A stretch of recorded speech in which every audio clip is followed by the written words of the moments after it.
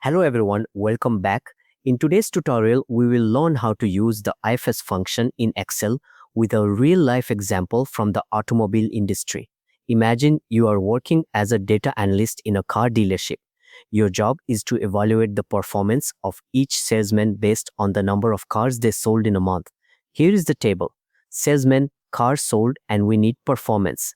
And the condition rules are: if cars sold are greater than or equal to 15, the performance should be excellent. If cars sold are greater than or equal to 10, the performance should be good. If cars sold are greater than or equal to 5, the performance should be average. Otherwise, the performance should be poor. Formula using nested IF.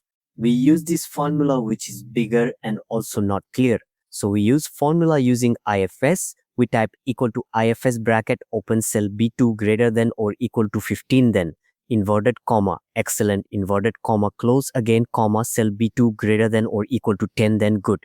Like this we have a logic much cleaner and easier to read. That's how you can simplify multiple IF conditions using the IFS function in Excel. This saves time, reduces mistakes, and makes your formulas easier to understand.